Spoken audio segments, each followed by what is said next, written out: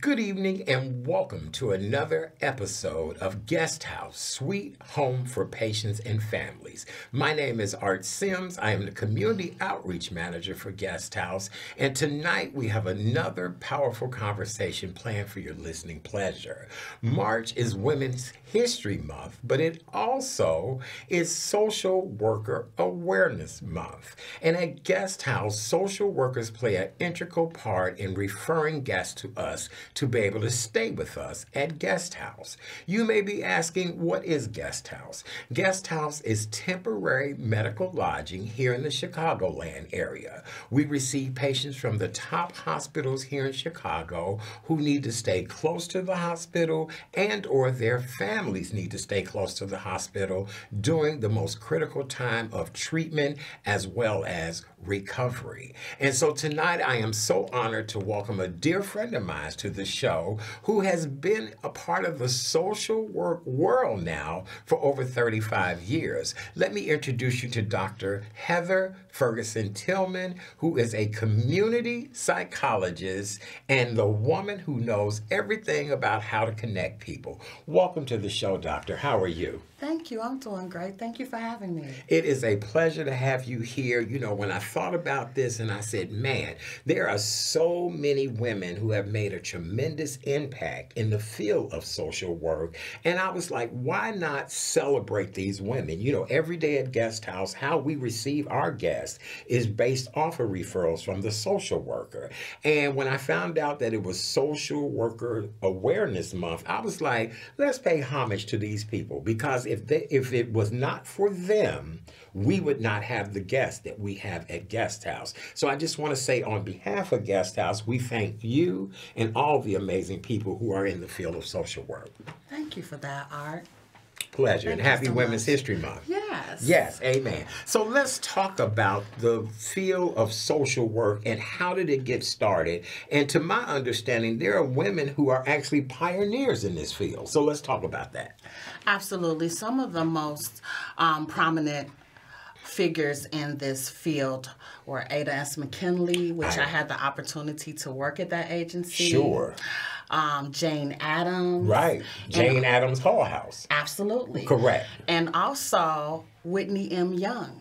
Really? Was a social worker. Oh, I had no idea. Yes, indeed. Okay, wow. So, round about the turn of the 19th century, social work came into play when immigrants were homeless, they needed food, and a lot of people who were involved in different wars were returning to their home life, and they had nothing. Right. So Jane Addams got together with a few of her community members and wanted to help the refugees, wanted to make sure they had food, wanted to make sure they had resources and medical opportunities, and just to help reintegrate them back into the mainstream living. Well, I know when I was much younger, my mother had a dear friend who I called Auntie, and she was a social worker, and we never understood exactly what she did when we were younger children, but as we got older, we understood. But she would come and say to my mother, oh, I have a young mother who, you know, is homeless or was burned out or whatever the case may be, and do you have anything? And my family was always a family of giving to others, no matter what it was, whether it was food, clothing, finances, whatever it was, we believed in giving back to people. And true enough, my Aunt Lynetta, who was a social worker, is the one who kind of taught me the magic of giving back to people and being good about it and not expecting anything in return.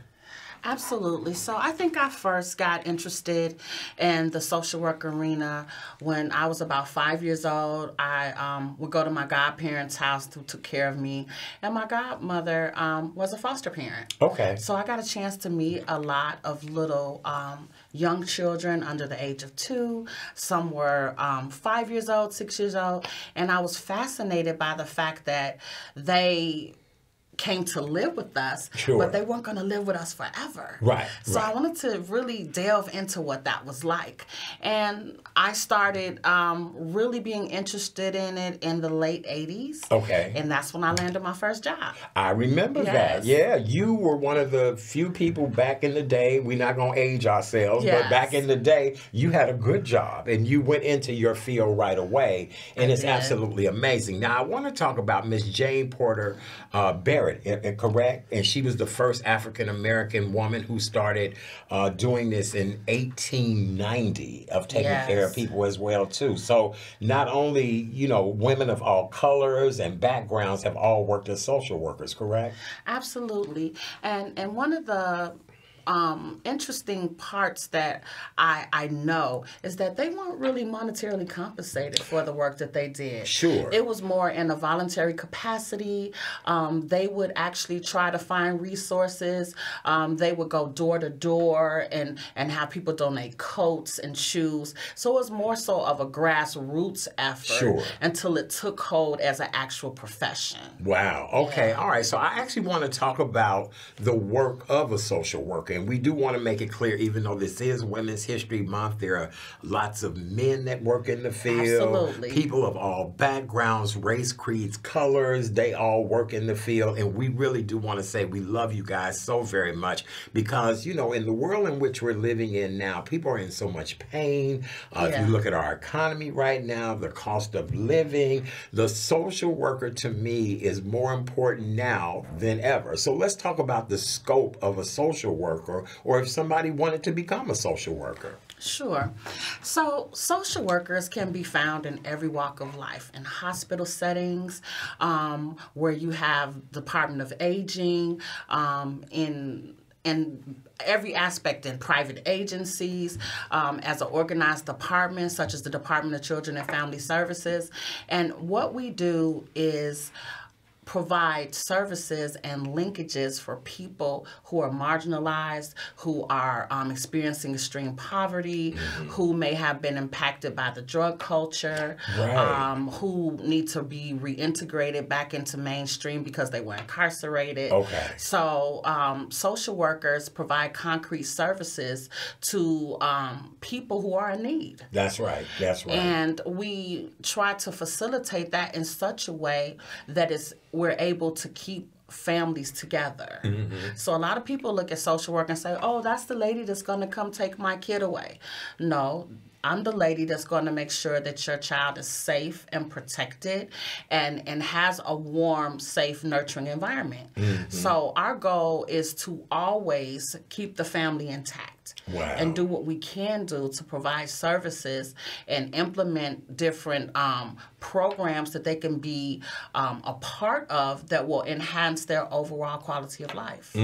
I love that. I really do because, you know, nothing to me is more important than family. And that's a part of our motto at Guest House, Sweet Home for Families and Patients. And the deal is that if you don't have a loving support system, that nucleus, then your entire family falls apart. And, you know, I tell people every family dynamic may not be the most perfect dynamic, but it is the dynamic in which you are in. And so I want to go back a little bit. You talked about the drug epidemic.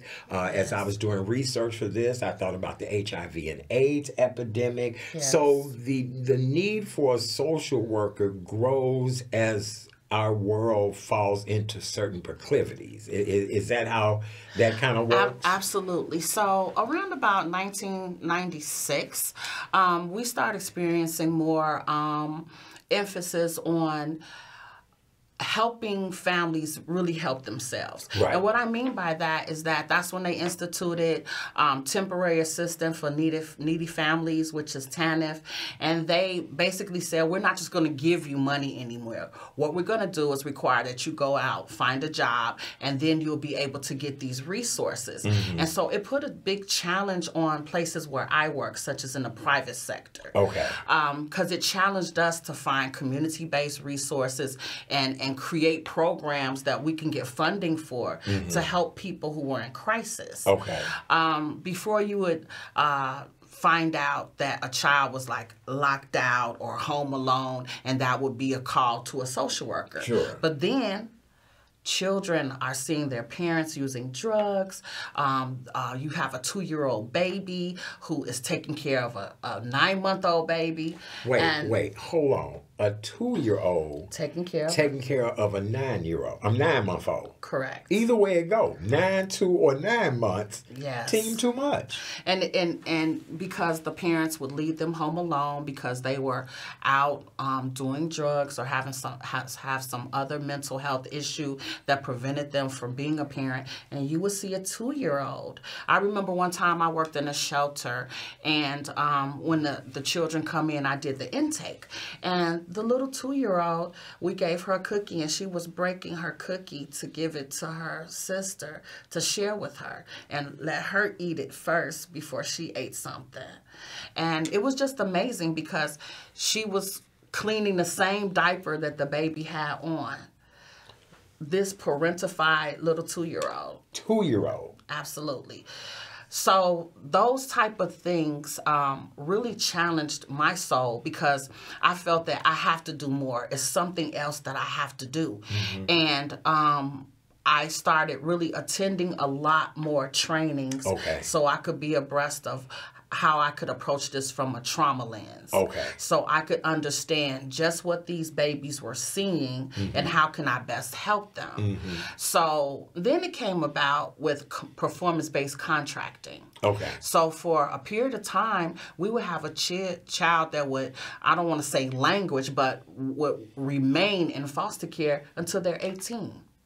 So then with performance-based contracting, we would get sanctions if we didn't find a permanent solution for the child. So adoption, subsidized guardianship, or some other permanent situation for that child. And then we ran into an issue of if the child is with the grandmother and the child is 4 years old and the grandma is 80, is that a permanent solution? Are we expecting her to live until she's 120? And then imagine you're 80 years old and, you know, again, this is your family or whatever the case may be, but now you're taking on the burden of somebody younger, just a whole different mindset, life skills, everything. So unbelievable. Wow. So with the different shift and focus, I just think it's always important as a social worker to stay on the cutting edge of different reforms and policies that are designed to help move marginalized people forward, move people that are in crisis forward, to help them to be able to be self-sustaining.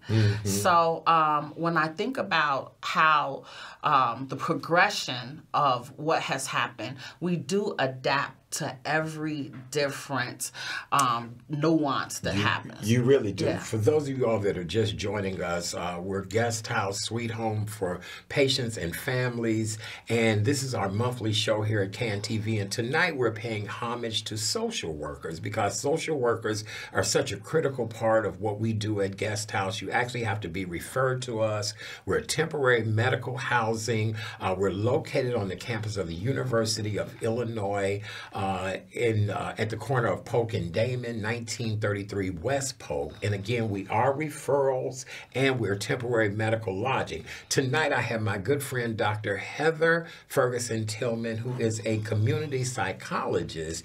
And because it is Women's History Month and we're paying homage to social workers, we're talking about the role of a social worker. You know, I believe in giving people their flowers when they're alive. I believe in talking about the importance of jobs that, and this is what I want to kind of talk about, is that you're human. You've been my friend since whenever, and you actually get up every day to go and take other people's problems on. And not that we're trying to discount that or diminish that in any way, but what advice would you give to social workers who may be watching this evening or listening to this? How to take care of yourself. You know, when I saw you today, I was like, my friend, you look good. You look good, but you've got to learn to take care of yourself. So what advice would you give to social workers about taking care of themselves? I would say that you have to really be organized in this profession. And when you're organized and when you plan and you prepare, you have less stress. So even though it's difficult to manage lives, and our commodity is a human commodity. So we can't predict how a person's attitude is going to be or their behavior is going to be. So we have to always ensure that we're getting enough rest, that we're having enough self-care and me time, and that we kind of shut off the noise once we get home, because that was a difficult thing that I had to get over. I was really passionate about this. I wanted to do more. So sometimes I overstep my bounds. And in my zeal and enthusiasm to really help as much as I can, I kind of put myself in jeopardy. Right. And what I mean by that is that I was stressed out. My blood pressure was higher. I noticed that I would think all weekend about a case that I'm going to not be able to get to until Monday, or I would never take vacation. I would have 300 hours of vacation, and you start to lose them at 300 hours. Ma'am, can I buy some of those days? Right, can I buy some of those days? You want to donate some? I mean, no, because I believe, I'm a firm believer in self-care. I'm a firm believer in taking vacations, doing things for self. And so really, you've touched my heart just to know you don't even take vacation because you're so committed to your job. And is this all social workers that are like that? You know, I think that we've gotten better with managing self-care because the focus has been on us doing so. But I got in the game in the 80s, so I didn't know how to shut it off. I didn't know how to stop being a social worker. Right. I could be at the beach, and I would, because I'm a mandated reporter, I could be at the beach and see a woman spanking her child that I thought was excessive, and I'm on the phone making the call. And I'm supposed to be relaxing with my family. And it's just that, it's that inside of you, that spirit of trying to rescue, help, assist, that you lose focus sometimes on how you're supposed to separate your job from your life. Right. Yes. From your home life. Yes. And I had to learn that. And it took a couple of years for me to get it down pat, to understand that this is my job and I'm passionate about it, but I also have to take care of myself and my family. Yes. And I can't be good for my clients if I'm overwhelmed. Unbelievable. So, Unbelievable. Social work, I think it's number 3 in terms of the high stress level, because I think it's police officers, firefighters, and then social workers. Right. If I'm not mistaken. And here's the deal. All 3 of those careers are critical and important to just our day-to-day function of who we are as a people. So with you saying that, I want to segue, if we could, over into what's next for social workers. I mean, I tell people, if you realize nowadays we have social media that is stronger than regular media. People forever scrolling and watching. People are picking up vices at younger ages now. Again, we talked about this economy. You know, people, rent is at an all-time high. Food is at an all-time high. Whoever knew we'd be scratching and surviving just for a dozen eggs? So what's next in the role of a social worker? Where's this elevating to? You know what? I think that social work has always been on the cutting edge of things that we can do and implement to help people progress. So in the beginning, they did a lot of like 0 to 3 evaluations to see how they could help a child between the age of 0 to 3 to begin to thrive and get the services that they need. And then they start working towards youth that were going to age out of the system, just giving them more supports for those that didn't want to go to college and helping them get into apartments and things of that nature.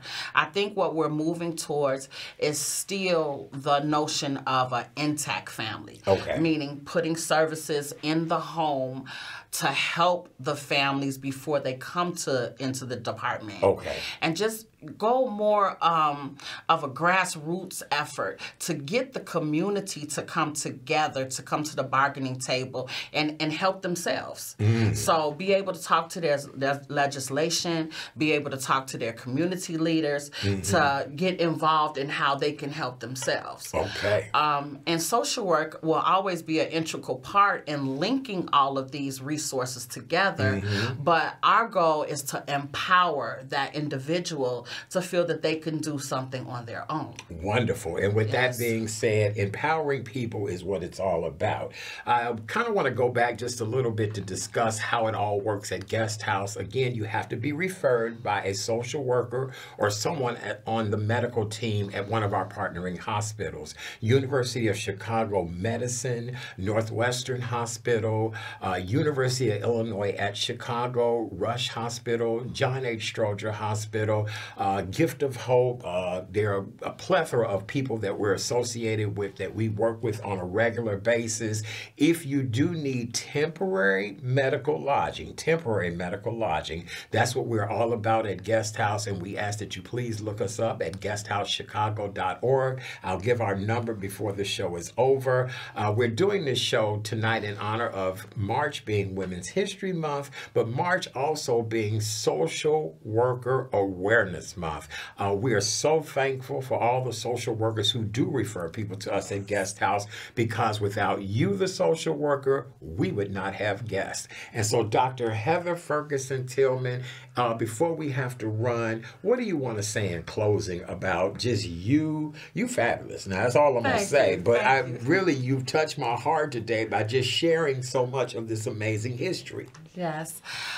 I want to say that I will probably be a social worker for the rest of my life. You got to be kidding me. Wow, that's a new one. I know. You're great at it. So, yes. I have moved into primarily a therapeutic aspect of social work. Okay. So I do have clients that are involved with the department. I do have private clients that I see through a private practice. So just approaching it from a trauma lens and helping people to heal. And that's what my primary focus is going to be until I leave here, to heal families, heal hearts, to help as much as I can to be aware of what I can do, even on a small scale, to ensure that families thrive. Yes. And that's pretty much what I've dedicated my life to, and I'm really happy about it. Well, you seem to be. No, you seem to be. And that's a good thing. We should be at a point in our lives where we are happy not only with what we do for a living, but for our mission and calling in life. And so, I think that's an amazing thing, my friend. I'm very happy for you in that. Yes, people often ask me, they're like, well, what are you doing now? I'm like, I'm still a social worker. That's all right. Okay. That's why you're sitting here talking to me this evening. Absolutely. Because it's amazing. It really is. Yes. Continued success to you, and I really appreciate you for sharing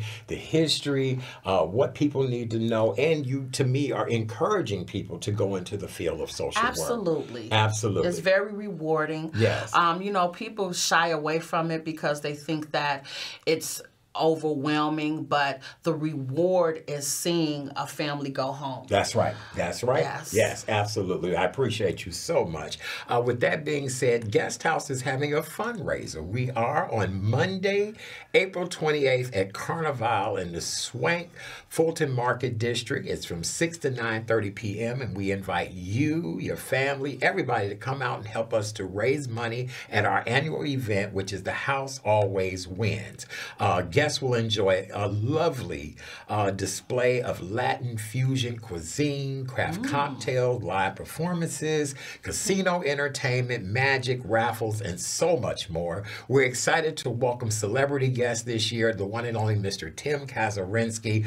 You guys all know him from Saturday Night Live, Police Academy, All About Last Night, as well as he is a alum of Second City here in Chicago. Yes. And then legendary actress Mary Diane Alda will be with us. You remember her from The Edge of Night, The Royal Family, and she actually played Meshack Taylor's girlfriend on the 80s and 90s sitcom Designing Women, among her other roles. For tickets and more information, 312-996-1167 or guesthousechicago.org. You can always follow us on social media, Guest House Foundation on Facebook, on Instagram, Guest House Chicago, on X, Guest House Chicago, and on Threads, Guest House Chicago. Until next time, ladies and gentlemen, if you are in need of temporary medical lodging in the Chicagoland area and you have someone that can refer you from your medical team, we please ask that you consider staying at Guest House.